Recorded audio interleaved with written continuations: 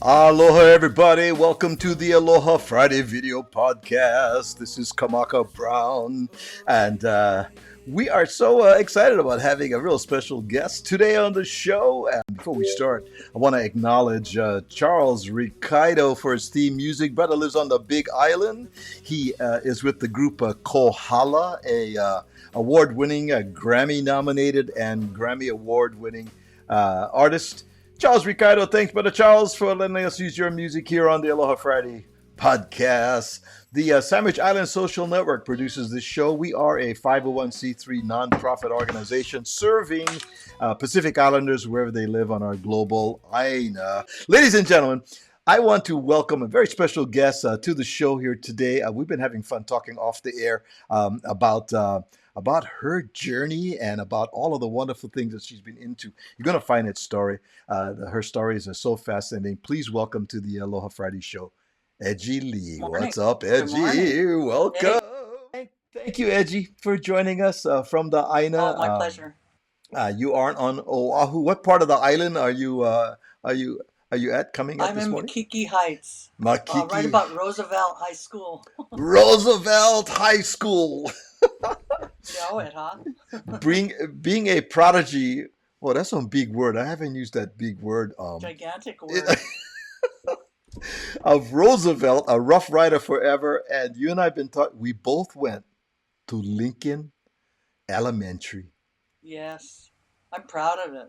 On Hey, that's how our, it got me into the first film I did here was Papakolea. And that came about because I had visited home, and I didn't at the time visit very often. You know, I left after high school, went to the San Francisco Art Institute, and never came back really. Then from the Bay Area, I moved to LA, and then it was really hard. I was sporadic visits home, and only Christmas or someone's wedding or special birthday, my parents. Anyway, one year I came home and I saw my friends from Papakolea, and I drove up in the area, and I noticed all these signs on their cars like Ja and all this reggae stuff. I thought, wow, where's everything about Kamehameha or Prince Kuhio? How come they're not? And their music was like reggae, and I had been working with Joe Higgs and the Wailers. Well, after the Wailers, before the Wailers. Joe Higgs, like the godfather of reggae. I don't think yes, any reggae yeah. artist would ever argue that. Mhm. And I thought, well, why are they taking on that when they've got this? I thought, well, they just have to find their new contemporary rhythm, because they got the music, they got all the melody, but they need to lock in. So anyway, that's what brought me back, that film Papakolea, and it was Wow. thanks to the people that I grew up with. And the question I would ask when I was very young, how come all the Hawaiian kids get to go recess, long recess on Wednesdays? I go, what is catechism? Because they were, a lot of them were Catholic, and I wasn't.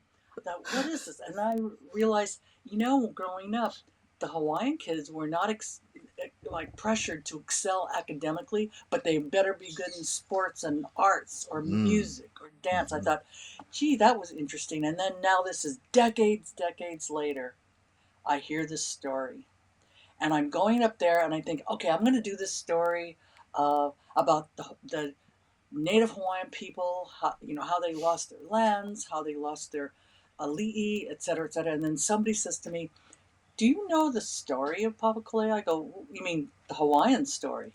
He goes, no, you need to talk to the aunties. I go, okay. So I go up, I'll make a long story short.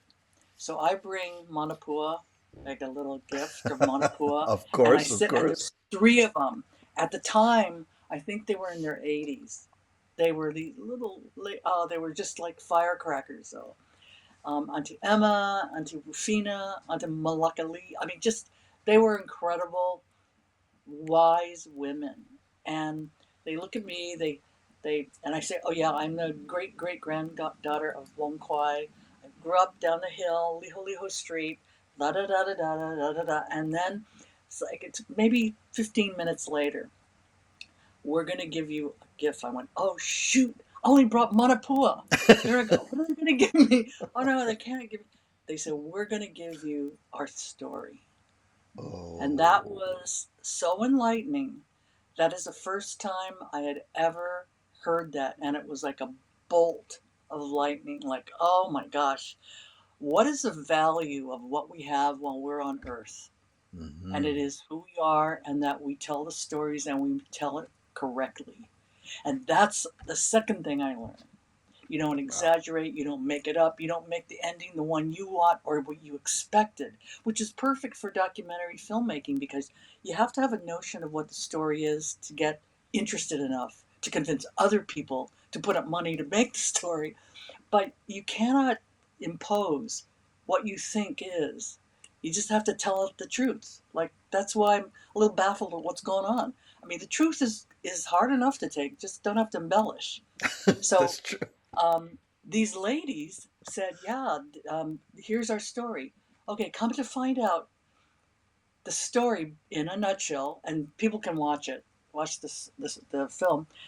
In a nutshell, they were walking down the hill on the other side of Punch Bowl, where the graveyard is, where Hmm. Queen Liliuokalani's garden Yes, is, yes. picking plumeria, going to the docks where their husbands had sporadic work because they weren't given normal, regular jobs.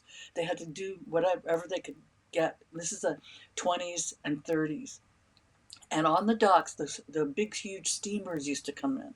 They started coming, the Matson steamers, where the rich and the famous would come for 3 months at a time. They bring their cars, their steamer trunks, their servants, their butlers, etc., etc., and they would go down and sell lei, and that was the beginning of the little cottage industry. You know, picking flowers off in the graveyard all the way down, and their husbands would be shoe shine guys, Oh. and they started being the breadwinners. And now it became such a thriving business that they'd have to sort of split off who's going to babysit for who's going to make the dinner, that kind Mm. of thing. So it was very communal, supportive, and smart.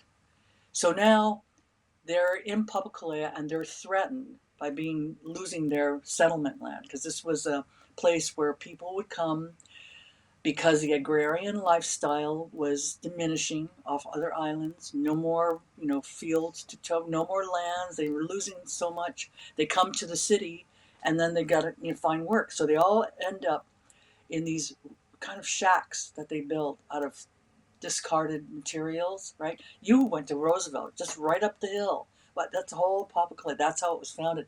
Okay, so this man, Thomas Maunapau, very learned Hawaiian, says, you guys got to learn about, or you should learn about Western law, because here's how things work here. We know the Hawaiian way. Now you have to just assimilate, but in a very smart way. So what do? They, at night, after they sell their lei, feed their kids, put their kids to bed, they start studying law and Ah. how Congress and how the system works here and the Constitution of the United States, et cetera, et cetera. And then they write a letter to, okay, they decide they're going to petition Congress to deem their area homestead. It was not a homestead.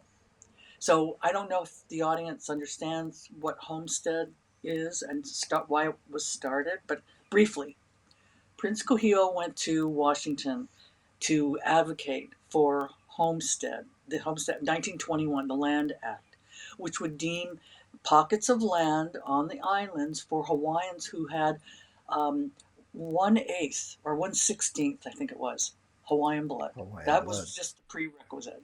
By the time Congress was finished with him, it became 50% Hawaiian blood, or you couldn't, nor could you heir your land to anybody, thinking because of the lobbies, the sugar planters' lobbies, figuring, okay, we're going to make it 50%. And they're going to intermarry. And then with one generation, they're going to lose their land. So, Gone. okay, we can do Yep. that. Okay? That was their thinking. So that's the Homestead or the Land Act of 1921.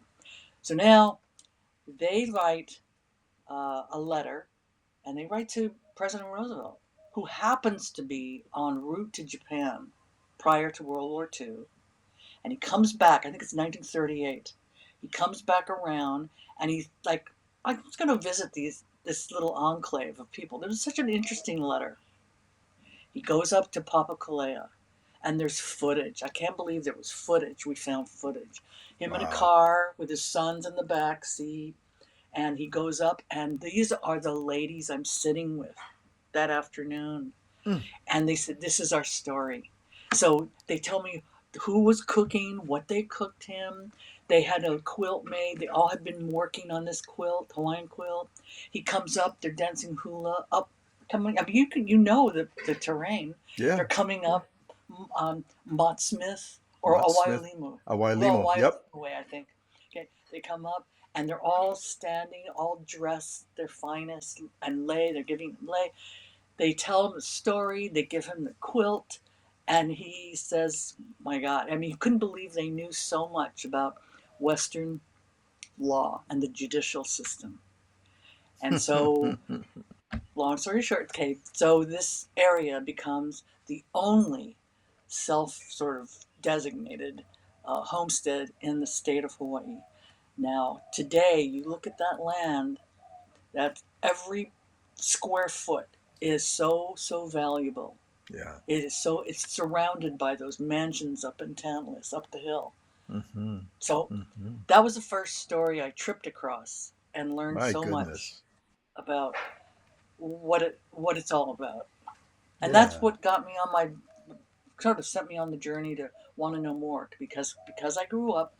I never even when I went to Punahou, there was no Hawaiian history or Mm-hmm. Hawaiian classes. It Hawaiian was just studies. Yeah. like a year or two before. So I didn't know a lot of things. So the questions I had were probably questions that a lot of viewers have, whether they're from here or not. So the next film I did, I think, was on Waikiki. What is Waikiki about? Who are the Beach Boys? And what? They're beach girls? There are plenty of beach girls. You know, and then it spilled. That story spilled into music appropriation.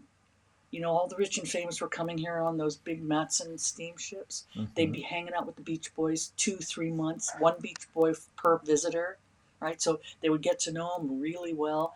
The very wealthiest, like the Maharaj of Indore and his wife, were here, and they would only let one person in the elevator. I think there was an elevator at the Halekulani, I think, or the Royal Hawaiian. They would only let one man with carry like the luggage or dine with them as an equal. That was one of the Beach Boys. Wow. And as far as the music, very soon after that, Hollywood discovers Waikiki and discovers the music. And then Tin Pan Alley, Al Jolson takes it upon himself to kind of appropriate the ukulele. Harmony Company creates thousands and thousands of like little tiny ukuleles, pink, white, yellow ones, and that becomes this sort of like the signifier for this generation of freedom, the Roaring Twenties into the 30s, right? Becomes that sort of freedom and Hawaii and this island's notion of paradise. But what came with that also were the caricatures of who the Hawaiian people were. Yeah. And this, Yeah. more than anything, made me want to make more movies like this, documentaries, because the Beach Boys were not credited. People made millions on their music, Mm-hmm. appropriated tunes, Mm-hmm. or borrowed them, let's so to speak. Um, and it wasn't right. It isn't right. So, Edgy. The I love what you just said earlier about the stories, yeah, in which you don't need to fabricate the endings, whatever. The stories are so fascinating as they are, right? And if you just joined us, by the way, we're talking to Edgy Lee. She's a fifth generation Hawaii born artist and filmmaker. And after working in front of the camera for a number of years, she began to produce music in LA and New York. And she is an independent filmmaker. She produces, she writes, she directs, she edits, she composes music for film. And that's who we have on our. We're so grateful to have her on our show today. You've garnered multiple awards and had your film screened at film festivals around the world. I want to talk about that. And while we're talking about Waikiki, Edgy, there's a clip Jerry Bird, Waikiki in the Oh Wake yeah. of Dreams. Waikiki in the Wake of Dreams. You want to tell us a little bit about how that all came about, and then let's take a look at the clip. The title is by Doc Barry, who was a wonderful, incredible writer. He taught at Punahou. He was never my teacher, but we met years later. Mm-hmm. Doc Barry came up with the second title, In the Wake of Dreams, and that refers to Waikiki. We realized when we started researching, like it was like 500 of 1,000-year history, everybody who came here said, this is so beautiful. It's idyllic. I can make it better. So in Ah. the wake of this next guy's dream and the next one, and I think of HTA, Hawaii Tourism Authority, they have a new team in, they have an idea of how to fashion it. You've Mm-hmm. got, all kinds of people through the decades, including Thomas Edison comes and he takes his first bits of film on Waikiki Beach. I mean, everybody who's here loves it, but wants to improve it. So in the wake of someone else's dream, was Waikiki. And when we took a really good Ah. look, the overview of it, this was the playground for the royals. Mm-hmm. Auntie Kamaka, who was Dukanamoku's niece, she's gone, so sorry to say. She describes the Waikiki that she knew, which was different from the one that I know and the one that you remember, right? In the Mm-hmm. wake of everyone's dream, she remembers it as the beautiful breadbasket. It still was. Now her time is the 40s through the 50s, the late 30s to the 50s, and that's when you could still find freshwater shrimp coming down, right from the freshwater that comes from the right through uh, all the way down by the Halekulani, and limu. All the three major kinds of limu. She said you could smell it when you came to the beach, and they Gone would already. pick it. Yeah. I Ooh, mean, all gone, all gone. gone. Oh, Yeah. Pihi still all toward Diamond Head. I mean, just, uh, yeah. Let's take a look at this, and it's called Waikiki in the Wake of Dreams. Here we go.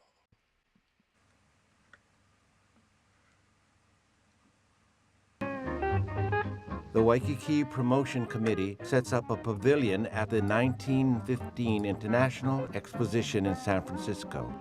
It turns into one of the great marketing stories of the century. Millions of exposition visitors hear the ukulele, and it takes off as a national fad. Henry Kailimai's composition On the Beach at Waikiki becomes a major national hit. An idyllic image of the Hawaiian Islands slips into the nation's consciousness. Diamond Head, hula dancers, palm trees. Sweet brown maiden sang to me as she gave me a language lesson. New York's Tin Pan Alley begins marketing Hawaiian songs. Overnight, this humble instrument of Waikiki's Beach Boys becomes part of mainstream American culture. A decade later, hundreds of thousands of ukuleles sell across the country. Sunny Kuna, a young native Hawaiian Yale graduate, adapts the old Moanalua hula into Bula Bula, and it becomes Yale's school song. Johnny Noble joins his orchestra in 1918, and modern Hawaiian music is born. The ukulele becomes part of the image of the college kid with his raccoon coat and a flapper on his arm, a symbol of American freedom in the roaring 20s. You like a ukulele lady like you. If you wanna linger where it's shady, ukulele lady linger too. If you Meanwhile, Hawaii's king of the steel guitar, Saul Ho'opi'i, takes the sound of the islands to Hollywood. His music is so soulful, he's asked to play on cue for silent screen star Mary Pickford to help her cry.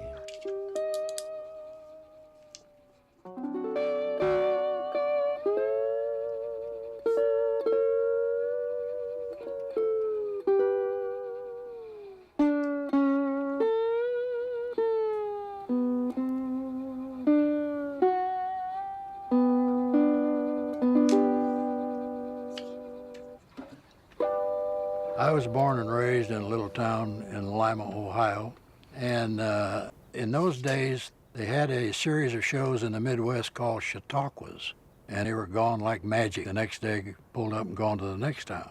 And it cost $1 to get in, and I had never seen $1, but a friend of mine did, and he took me to the show. It was a Hawaiian troupe that was on tour. There was about 7 or 8 in the troupe. I imagine that it was a family. The backdrop was a painting of the palm trees and all that exotic stuff that we didn't see in Ohio. And I heard my first steel guitar player, and I came clear up out of my seat. He was playing one of these guitars, just like this one. And from that day on, I knew that that was what I was going to do, was learn to play that instrument. Thousands of people ride the avenue to Kapi'olani Park with its beautiful lily ponds, horse races, and polo games on Saturday afternoon. Horse races in those days, really, really very funny. Betting was open to whoever had silver dollars, kala, or gold pieces, and everybody bet, even the chief of police, the chief of detectives. The whole place was jam-packed, and everybody bet. The majority of people attending were families. Amazing clips there. Oh my goodness, Edgy. You know what's this struck me right now for the steel guitars. We do have the family of Sam Nainoa living here in Los Angeles, who I Yes. know, and Yeah. they are the Archambault family, and Lono Archambault, that's his great grandfather. And we talked about Joseph K. Kuku and Sam Nainoa as Kamehameha students. They were cousins, and we had the whole stories about the steel guitar, and it was quite fascinating that they still have Ohana. Isn't he the young man who was up near the railroad tracks? Yes, Did yes, he? yes, yes. And he Yep. found a Yes. bolt? I don't know what you call it. Yeah, one of the nails, Yeah, or the the spikes, things. one of the spikes, The spike. the spikes And then on he that. puts it on his guitar and he creates the sound. Joseph K. Oh my Kuku. God. Yeah, Joseph K. Kuku and Sam Nainoa. How Yeah. beautiful on that. But we have some friends that are just dropping in and they want to say hello. My goodness, here. Here is Marty Burns, my good buddy Marty. He's saying Aloha Friday, everybody. What's up, brother Marty? Thanks for joining us. Marty, our Ohana over here. There's Auntie Kay Bennett. She's saying Aloha Edgy and Kamaka. Aloha. Thanks so much for joining us. Let's see who else. We have quite a few of our friends that are want to say hello. C Honda is here. Aloha Edgy. Welcome. How's it, Kamaka? Hi. What's up, C? Let's see who else we have. Oh my goodness, quite a few of our friends are jumping in here. Well, Marty is saying, "Wow, he's going so interesting." I know, right, Marty? My goodness, and Edgy is such a great storyteller. Well, On this, I have to pipe in here. yeah, It's not me. You know how many people it takes to make a film, right? yeah. Or It takes even make it takes a series. village. It takes a village. So this is like a lot of invisible people here in the same room. I want to do a shout out. Could I do a shout out? Yes, of I have course. friends, North Carolina, Oh, Cheryl in North Carolina, and Ricky and Frank. Congratulations, Upcountry Maui. aw, Friends in LA and friends in the Bay Area. Thank you for listening in and whatever. yeah. And Of course. Welcome, oh, and welcome. Kahala Beach. My friends at Kahala Beach. Uh-oh. I think they're listening. The story also, of the uh, you've taken these stories with your team, with your crew, and the talented folks that have you worked together. You've had a number of wonderful. Your resume reads like Like an old person? oh my goodness, yeah. Molokai Film Festival um, uh, gave you a Visionary Award. You did one on the meth epidemic in Yeah. Hawaii, right? Hmm. That really hit on the head. It was life or meth. How did that story come to I'm surface glad over you here? brought that up. I'm glad you brought that up because that was a great example of, when you have an idea, but you really you sense there's something there, but you don't know, and then all of a sudden it starts to grow. And in that case, that was the entire community. we just happened to be the little spark. And you know how this happened? We're in the parking lot of PBS on something else, and somebody said, "Oh yeah, my car just got ripped off." I go, "Yeah, that's Batu." I go, "Who's Batu?" He goes, Batu, "No, yeah. what is Batu? What is Batu?" And Yeah. that's when I went, "Oh," and someone said, "You know, you ought to do a documentary film on it." I go, "Yeah, I should," because I didn't know anything about it. He says, "It's been with us for a generation and a half," and that's what started the journey, and it was a community thing. They were just waiting for something to spark, because it was something that nobody wanted to talk about because it was bad for tourism. They thought bad for Yeah. tourism, bad for commerce, you name it. But it was seeded in our community deep, and Deep. it was like almost two generations, generation and a half to two generations, and then we watched. Once we made the film, we just sat back and watched. And when they had a sign holding thing on this island, all on the other side, right, all past Waimanalo, all down that coast by Hygienics Store, there were older, there were like tutu, popos standing there with signs, you know, dealers get out of our neighborhood, that kind of thing. It's just, and the deaths and the unintentional suicides, rather, you know, I say unintentional Yeah. deaths from this.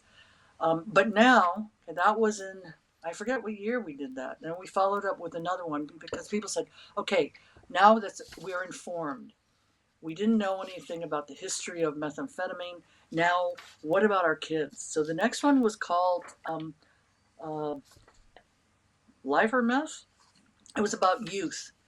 And we followed two teenage boys, one of whom was the son of parents who were using, who got their two daughters to use.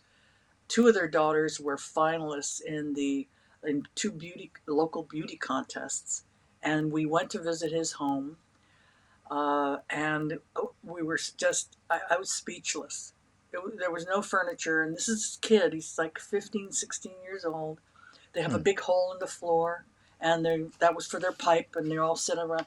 It was just a horrible thing that this child had to grow up like this, and running water from the local park. Took his old truck when he was a kid with buckets. I mean, that's how bad it had gotten for this family and this child, who's Hmm. now a grown man, and he was the only one that hadn't been smoking meth. Batu. Wow.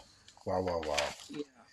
That was Um, thanks to Matt Levi. Matt Levi was a great partner to work on for that. Matt Matt had a Levi, long history of working with kids in need and law investigative enforcement. So journalist. Yeah. the combination was wonderful. But that was a very interesting experience where, you know, you think you know something, but you're Mm. barely scratching the surface. And then you see, oh my, the establishment's going to be afraid of this. And it's kind of like the film we're doing now, shooting in the women's prison. It's just Hmm. doesn't, you know, at first blush, you know, it's not a happy story. You know, the person that's listening to you is not going to be too overjoyed, but then they don't realize that, or perhaps they do, that somewhere in your bloodline, somewhere in your family, or somebody you care about is touched by this. And the number of women, I know I'm going off, but the number of women in prison in the United States is staggering. It's the highest in the world. We have 4% of the population. We have the highest number of women incarcerated in U.S. prisons. And you know why they're there? It's not because of violent crime. It's driven by early childhood trauma, and most often it's sexual molestation, and they turn to alcohol and drugs, and then they're in a life of crime, and it's this cycle, this Yeah. vicious cycle. And when I started realizing that, oh my gosh, she's got the same story, or it's really similar to this girl from Maui, or this one from Illinois who was, it's like it's so similar. Why those women are in prison? They need to be in rehab, or these young girls need special care when they are traumatized. Boys as well. When people are traumatized during their childhood, it makes such effect on us as adults. It creates a society of traumatized people. So we're seeing a growing number of people in the United States are being imprisoned. So, okay, I won't talk anymore about that. No, it's wonderful. It's wonderful because you're tapping into these stories that need to be told and folks need to be aware of, from what mainstream media and what the filmmakers are putting out there, is far from the consciousness of what, in many cases, what's really happening, the realities that are happening in our communities. And so you are among those filmmakers that are telling those stories with your team and with the folks that you collaborate with to bring those stories to the front. And that's a beautiful thing, Edgy. We're going to take a little break and we're going to come back. We're going to talk more. God, so good. I'm just loving this, man. Thanks so much for so many of our friends. Wow. Absolutely. Absolutely. Here's C. Honda. She's going, thank you for the detail about Homestead. She goes, I never know. Yeah. You can watch, clips on YouTube are like Manuahi. You can go and you can see the basic stuff. You can see clips from that film or many films. I'm gonna talk about, I have some family stories about some of the pioneers in Nanakuli, an aunt who was one of the first homesteaders down there, and stuff. We're going to take a break. We're going to come back because we have so many things that we want to talk about. We're going to talk about Hawaiian cowboys and Native American Indians and the Women's Prison Project you're working on. All kind of exciting stuff. So hang out there, everybody. We'll be right back with more stories with our wonderful, wonderful guest for today's show, Edgy Lee. We'll be right back, you guys. Okay, hold up. Our good friends Jim and Reba Maroboto of Mehe'ula Music presents their Aloha series, and they're going to bring to the community theater over there at Old Town Temecula Community Theater, Spam and Egg. Those are two lifelong friends, and John Nake and Henry Kiki Curel. They bring island rhythms from the stages of San Diego. Over the years, they have brought the traditional music, Hawaiian music, as well as California island reggae to their stages. And so, going to have a party with Spam and Egg. I'm going to jump in with some island comedy. Yeah, that's me, Kamaka Brown. We're going to party Saturday, November 1st, down in Temecula. Go grab your tickets and join us. We're going to have good fun. Lots of great music, a taste of aloha, a lot of laughter. I want to see all our friends down over there. Hui ho. Join us November 1st, Saturday. The Aloha series, Spam and Egg, and me, Kamaka Brown.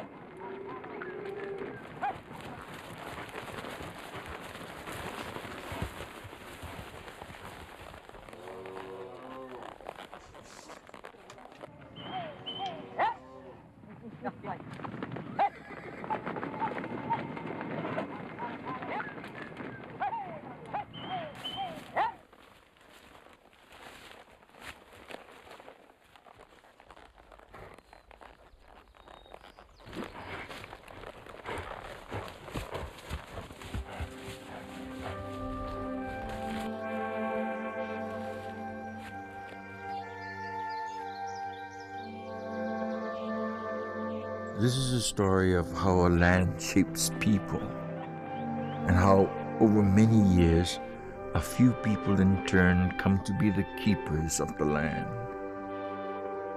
It is a story of cows and horses and cowboys, Cowboys who were the Indians, of wild and distant windswept lands, of kings and commoners, and people who learned to live with the primal forces of nature.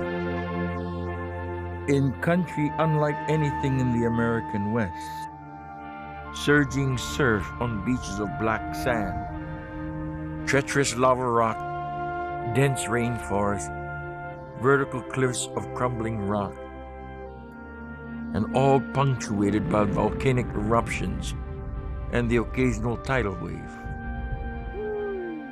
Relina mai ne e kipa mai kauhale ne ke ia manawa ka avale ke loa a mai ne. E ka mu olelo, e mu olelo kaula no ka paniolo, e no ka mu olelo. The story of the paniolo, the Hawaiian cowboy, is all but missing from the history of the American West. It begins 200 years ago, in a time when the word cowboy did not yet exist. A time when young men of Indian and Spanish blood, vaqueros from the great haciendas of Mexican California, made their way to these islands to teach another native people, the Hawaiians, how to ride and round up cattle. So the first cowboys weren't the characters we've grown up with in the movies.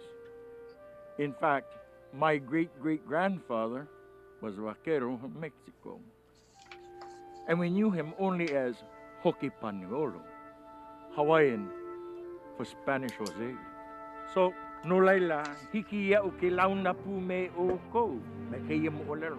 Apehe hiki mai ka pipi I Hawaii nei mamua. Let us share with you the story of how cattle and the first cowboy came to be.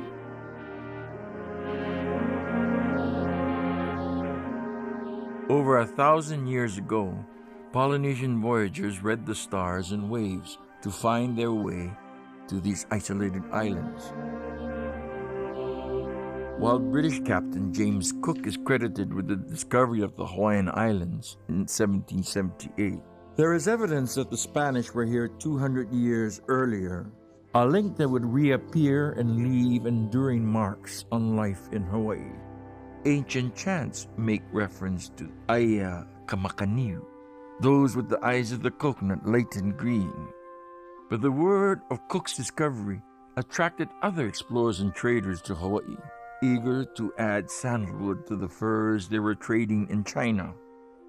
Inevitably, these outsiders brought gifts, and a few years later, in 1793, British Captain George Vancouver arrived from Monterey, California, with a few Mexican longhorn cattle and presented them to Hawaii's ruler, King Kamehameha the Great.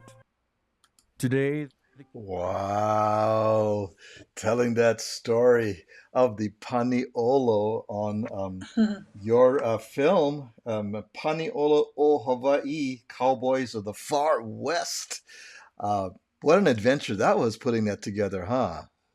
Yeah, there were books on like Big Up Parker Ranch, Maui up country, but there wasn't really an overview of all the islands.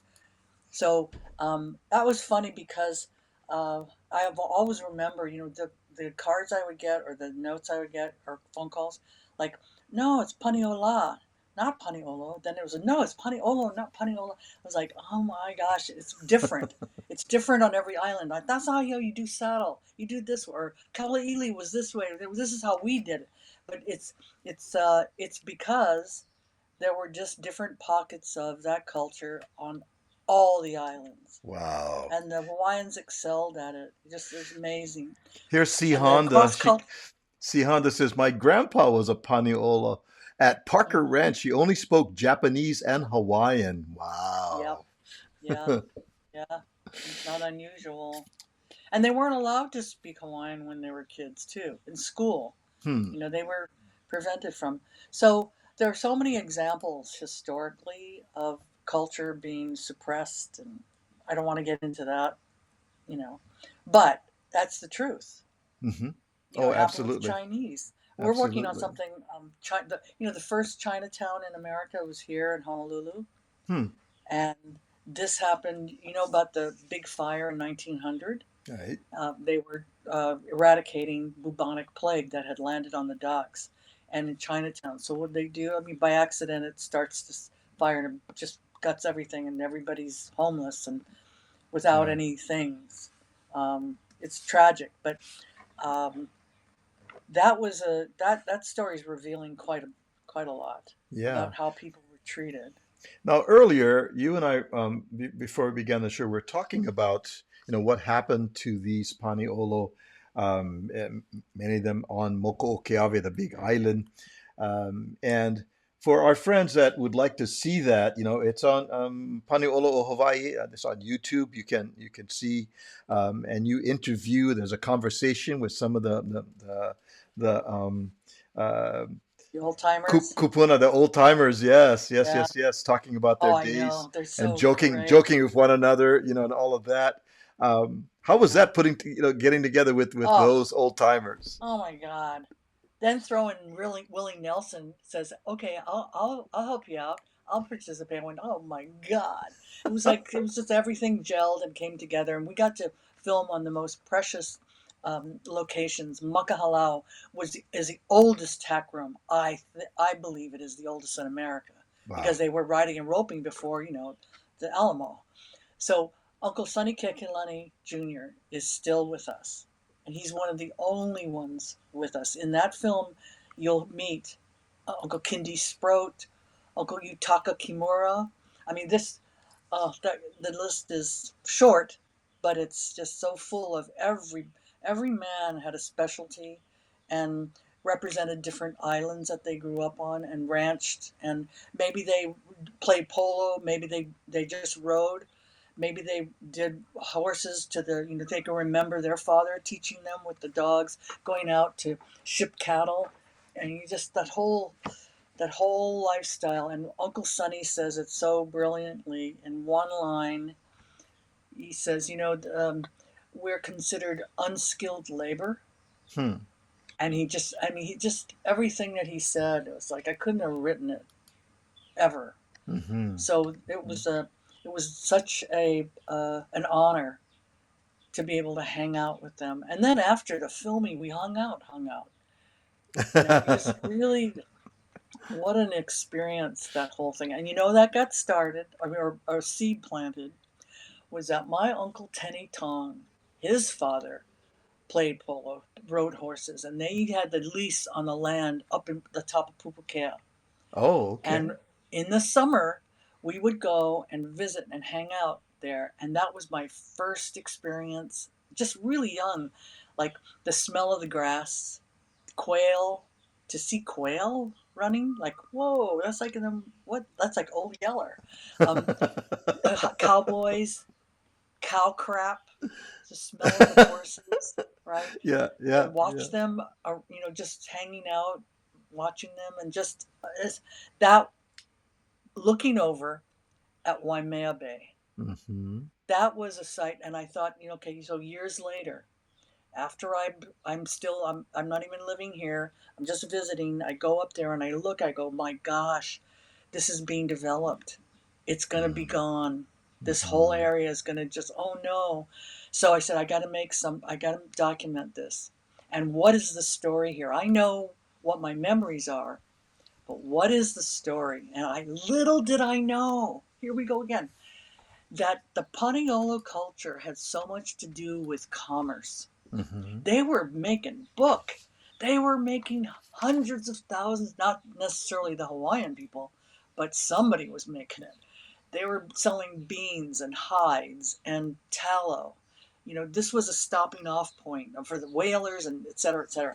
But there was so much commerce back and forth across the Pacific Ocean that it just paints this picture of how much Hawaii kind of like became a small little vacation spot when it is really so essential, so important. Yeah. Important enough for people to have absconded with this beautiful Hawaiian kingdom because they needed it strategically for many reasons. Yeah. So here we are today. You mentioned Pupukea and all that. My family is from Waimea Valley, My grandfather, Oh, my grandfather bought a piece of land in 1928. And I was wow. basically brought up until I was about 15, until we moved into town, brought up in Waimea Valley. So know very Lucky well, you. know very well. Wow. Niimi store was at the bottom of the hill. We go and get our Yeah. kerosene for no electricity, right? So kerosene for the gas lamps and ice for the ice box. Wow. We knew Mr. Niimi very well. And Wow. that whole North Shore area was like my playground. And we would go Oh up to my. Pupukea, and I remember up there. There's also Lacey Steele also had a ranch in the back up in the valley Wow. back in the day. So you bring back all those memories too, those stories. Gee, what a special childhood that was. It was very, very, very, very Yeah. special. Time is going by so quickly, and I don't want to miss the conversation with you about the project that you are involved with now about the women's prison. Share with us your Sure. ongoing project, please. Um, there's a group of women. It's an ad hoc group. No, it's not a nonprofit. We don't raise money. We don't give money. We don't get money. We are just a group of chicks, ladies, professional ladies in different fields. And this was started by former Governor Linda Lingle. Hmm. Got three of us together at first over lunch and said, "Hey, when I was governor, I couldn't do certain, some. This is on my list. I want to see prison reform for women because it's something I couldn't do when I was governor." And then I began to learn. Here we go. The lesson of what the situation is with women in Hawaii's prisons and who they are. So many of them are Native Hawaiian Pacific Islanders. Many of them are there. When you go to jail, that's like if drunk driving or some kind of infraction or shoplifting, or waiting for a sentence. So it's short term. When you go to prison, that's what we're talking about. The Women's Correctional Community Center, which is the only women's prison for all the islands. You get sent here to WCCC for long sentences. So it's anywhere from average 5 to 10 to life, Hmm. life in prison. So most of the crimes are nonviolent, and most of them are for drug related and theft, property theft. A lot of them. Some murders, some defensive. All of them kind of tragic. Um, so, all right, so she gets a few of us, and now there are about 40 of us, and we do everything by phone or email. And we have been able to, in the last, I think, 3 years, it's been almost 4 years, change laws. I mean, important stuff. And on the side, we have different projects that we want to add to, and we're not the only people. Um, the Garden Club has been there doing hydroponic gardening for the women's prison, where they take it to market as well, and they feed people who are detained there as well. And there are also other organizations that have contributed. And I'll tell you, it was so hard to get into film. I didn't even think I could film, so I thought, forget about it. But then, okay, so we snuck in there one day, and then I realized, oh my God, Melina Kaulakukui has been doing Manuahi for something like 10, maybe longer years, a hula halau. And Ah. she goes and she carries all her stuff. She waits there, and if there's a lockdown, if something has happened, she has to turn around and go home. Or she could be waiting 1, 2 hours and the class is canceled for other reason. It's like, oh my gosh, it takes people who really want to go and help. And I don't know any of these kind of volunteer people who actually are related to anybody there. Hmm. Most of the women are there because they know that we ought to be there. We ought to be paying attention because this particular population is going through really difficult times. And anybody in your audience who's listening, who has anybody in their family or extended family, you understand what I'm saying. That most often they were young when they committed their crime, and one thing led to another. And I'm telling you, I haven't met a woman yet that I have interviewed there who was not sexually molested before she was even a teenager and never had any therapy. It's going to make me cry because I'm Hmm. hearing real voices, Yeah. real stories, and you see them, and they're not just, I'm not parole board. they're not telling me this stuff because they want to look good for Mm-hmm. any other reason, but they're there, and I'm willing to listen. So this started out as a very specific project to change some of these ridiculous laws. And we're finding success, and we're gathering more moss. More people are helping. Like the Carpenters Union came in on and are doing an apprentice program with people on furlough. Um, One of the women, I'm going to say her name because I'm proud to say her name. Name is Elizabeth Grossman. Um, Put up the funding to have gym equipment, world-class gym equipment in this little room that was a rundown storage unit. She and another woman, Lauren Walker, who started Hawaii Restorative Justice. That is like kind of like a form of Ho'oponopono, but different, where she arranges with her peers and colleagues who do, I think the best description is trauma-informed care. Okay. That's an approach to helping people who have found themselves in prison. Um, she gets together a perpetrator, an inmate's family, not the person who she committed the crime against, but her own family, because they're the ones that are taking care of her children. They're the ones that have taken the brunt socially, in the community, with the church, with the other family members, and it costs them. Sure. You know, who's going to take care of the kids? Because most of these women are mothers, mothers who were the sole caregivers. So now we're looking at, oh my, wait, there's another generation that's going to be affected, and not that positively, not having your mother around. And many of those kids, I know Civil Beat did a great story on foster care in this state, on the state of foster care. So I know people have a lot of organizations they like to give to and they like to support, but I think this is a good one. And it doesn't mean money. You know, if you have a way to, if you're interested, maybe they can contact you, Kamaka, and we can reach out to them any way they think that they want to assist and help. Recently, there was the first time there was an Ohana Day. Oh, and I'll wrap it up by saying this.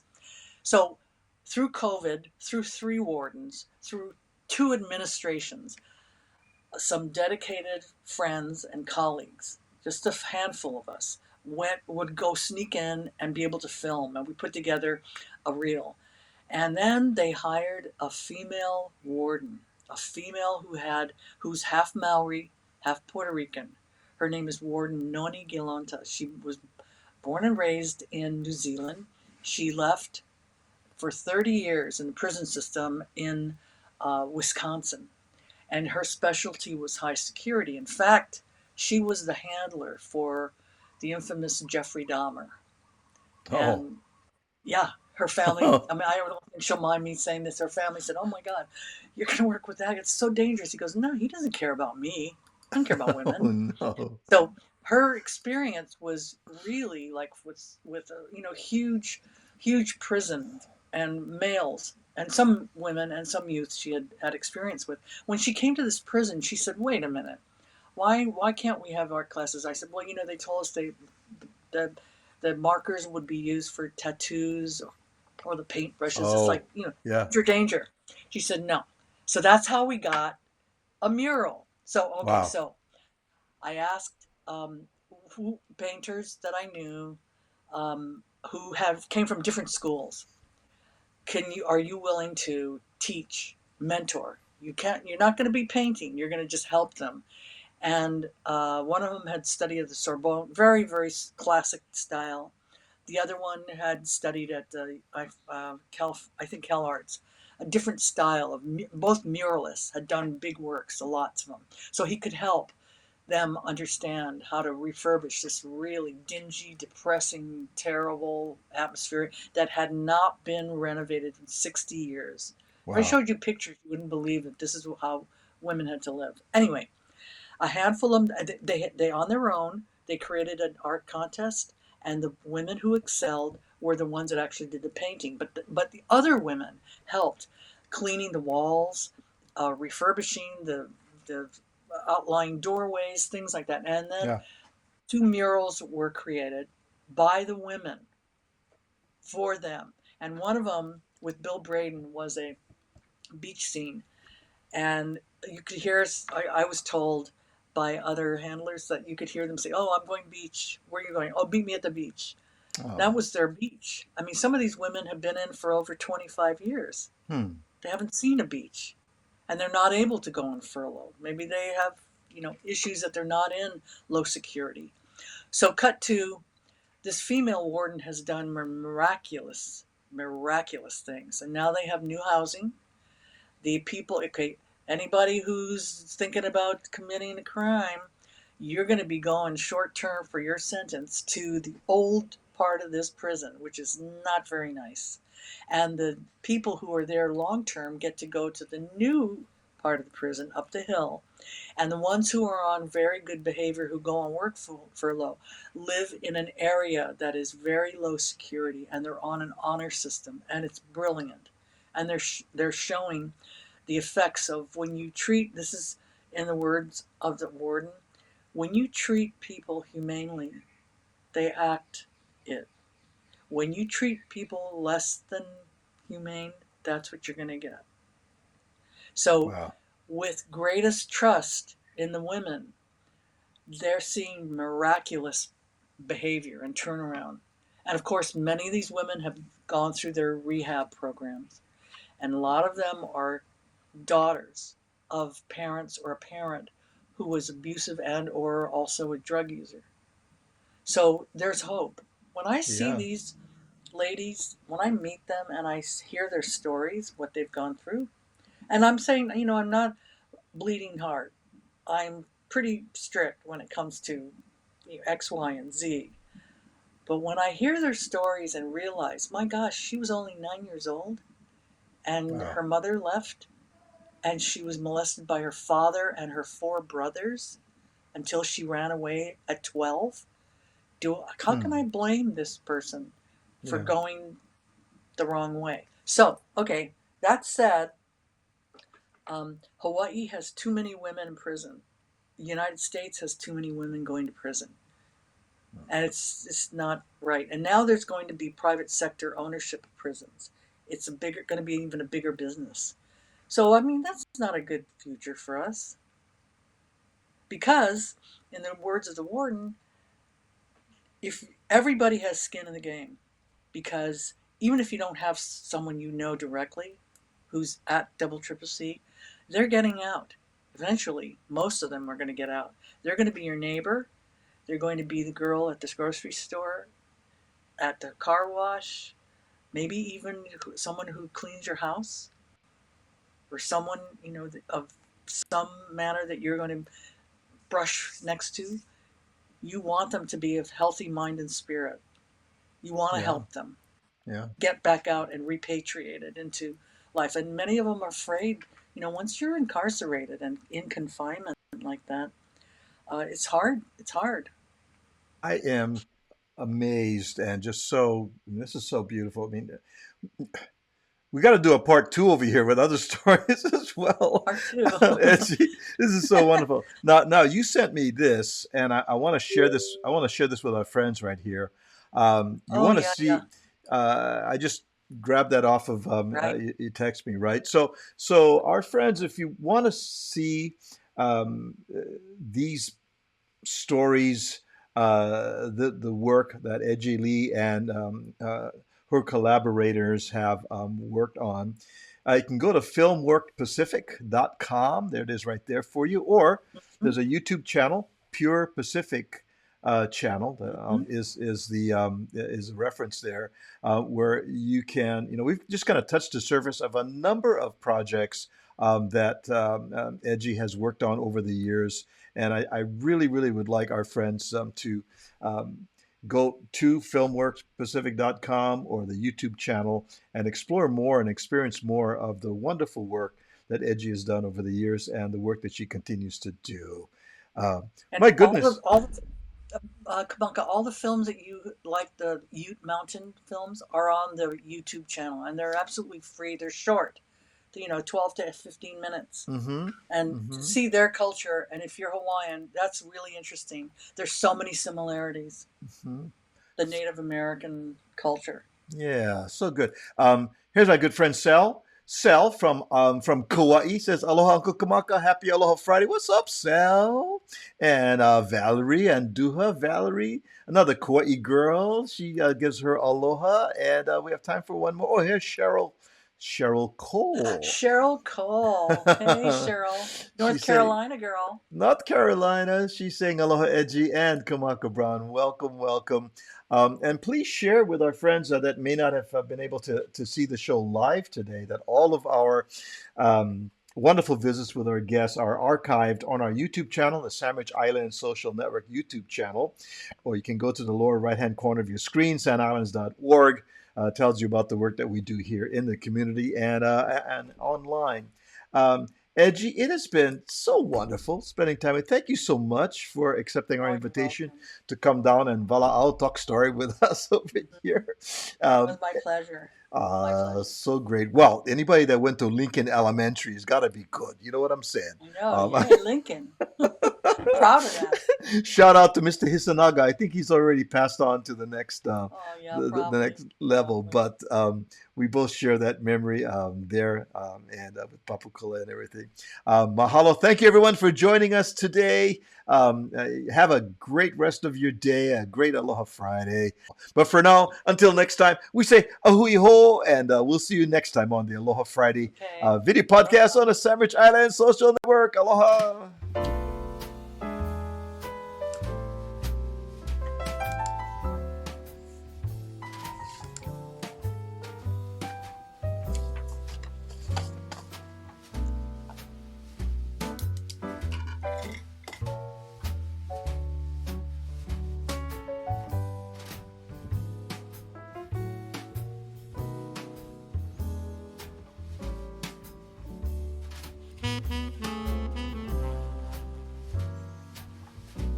Thank you.